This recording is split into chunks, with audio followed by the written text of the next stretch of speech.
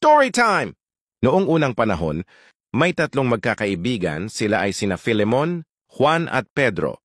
Silang tatlo ay pumasok sa isang kaaharian at nagnakaw ng mga mamahaling alahas na pagmamay-ari ng hari. Sa kasamaang palad ay nahuli ang tatlo at dinala sa harapan ng hari.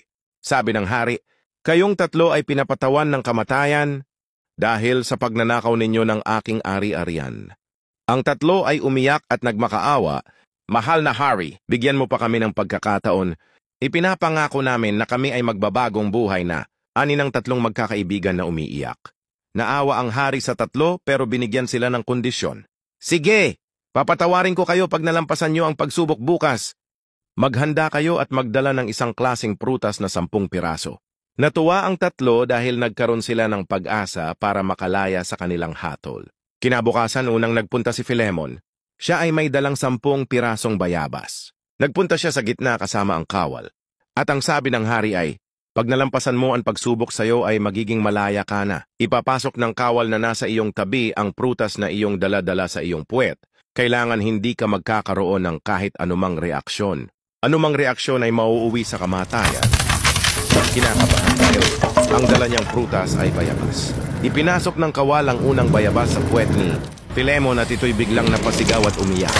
Siya ay pinatay ng kawal na nasa tabi nita dahil meron siyang reaksyon. Makalipas ang isang oras ay dumating si Pedro na may daladalang 10 ubas. Pinaliwanag ng hari kay Pedro ang patakaran upang siya ay mabuhay. Si Pedro ay nakangiti dahil ang dalalang niya ay 10 ubas. Sinimulan at ginawa na ng kawal ang pagsubok kay Pedro. Nang ipapasok na ng kawal ang pang 10 ubas, ay bigla itong humalakak ng kawal. Dahil dito ay napatay din siya. Nagkita si Filemon at Pedro sa langit at sila ay nagkausap. Aniya niya kay Pedro, "Pedro, bakit ka tumawa sa pang 10 ubas? Huli na iyon at ikaw ay makakalaya na sana. Bakit ka pa humalakak?" Nagtatakang tanong ni Filemon kay Pedro. Si Pedro ay natatawa pa ding sumagot sa kanya. "Paanong hindi ako matatawa? Nakita ko si Juan paparating at may dalang 10 durian."